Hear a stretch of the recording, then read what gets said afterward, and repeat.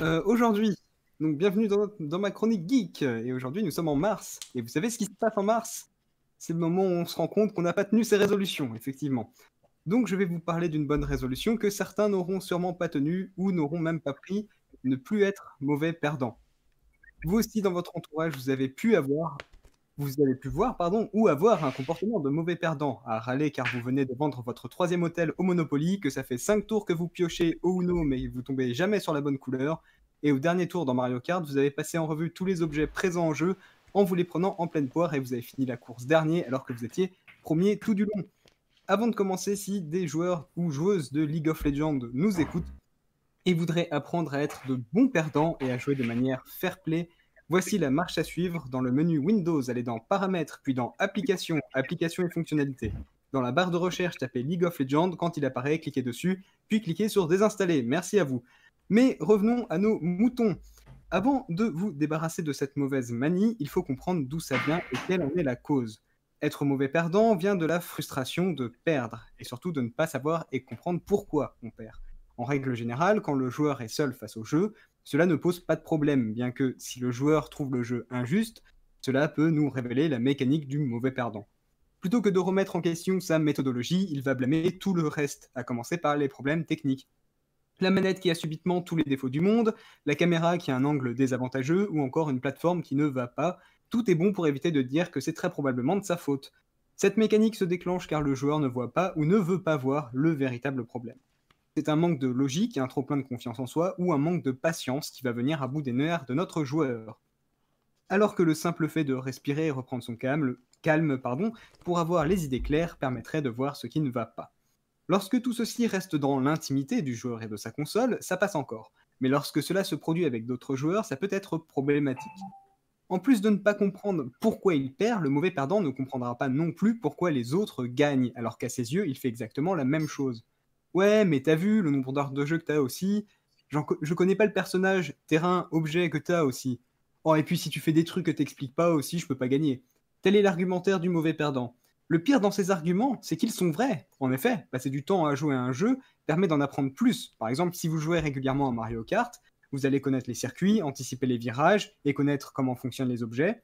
De plus, toujours dans Mario Kart, vous pourrez apprendre à contrer une carapace rouge par exemple, qui sont à tête chercheuse, qui fait que les attaques des autres joueurs ou PNJ ne vous feront rien, ou apprendre les raccourcis qui vous permettront de vite revenir en jeu, et si jamais vous perdez quelques places. Ce type d'argument peut couper toute envie de répondre à ce joueur, dans un premier temps, et d'aider ce joueur, surtout si ce dernier en vient à sous-entendre que tout ceci est de la triche. Bien que l'argumentaire est ridicule, on imagine mal un boxeur pro dire «Ouais, mais j'arrive pas à contrer les uppercuts et lui, il fait que des uppercuts», ou un joueur de foot nouvellement pro se plaindre que ses adversaires ont plus d'années d'expérience que lui. Cela révèle une nouvelle chose, la frustration.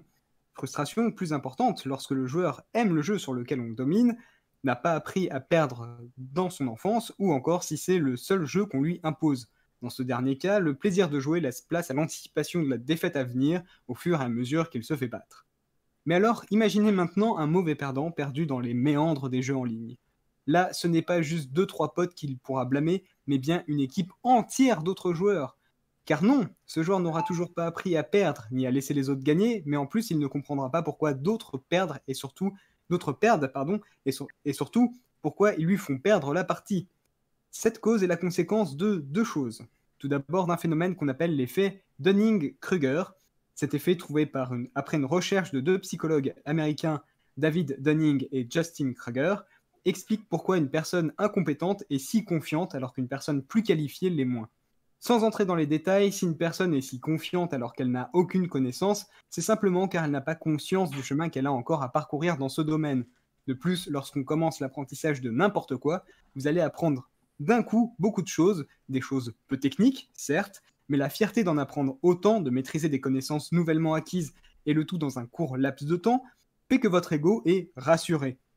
Mais dans le cadre du jeu vidéo, c'est aussi à cause du développement de plus en plus présent de l'e-sport. En effet, devenir joueur professionnel est un choix de carrière de plus en plus valable, avec des parcours de plus en plus sûrs et précis. Si on ajoute à cela une médiatisation de plus en plus forte autour de chaque événement de plus en plus fréquent, on voit que c'est d'abord le terreau pour l'émergence de grandes stars telles que Faker, Sun ou Gotaga, qui sont les équivalents de Zidane, Usain Bolt ou Teddy Riner, et c'est ensuite le bon mélange pour emballer certains joueurs. Ainsi, beaucoup de jeunes voulant les imiter ont oublié un détail important que j'avais énoncé dans ma chronique sur l'e-sport, disponible sur notre SoundCloud, notamment le lien qu'on vous mettra dans le chat.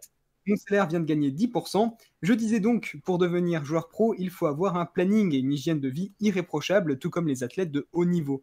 Or, beaucoup de joueurs se prennent trop au sérieux sans faire de réels efforts pour progresser, rendant chaque défaite et chaque erreur, les leurs et celles des autres, encore plus frustrantes. Bref, si vous voulez arrêter d'être mauvais perdant, il faudra d'abord vous rendre compte de cette mauvaise manie, l'accepter et apprendre petit à petit des techniques de relaxation pour ne plus se remettre en boule sur un problème et savoir aussi et surtout faire des pauses ou dire non lorsqu'on vous propose de vous prendre une énième raclée sur ce jeu que votre pote aime tant. Allez savoir pourquoi. Quoi qu'il en soit, je vous souhaite bien du courage, c'était Miho, à vous les studios.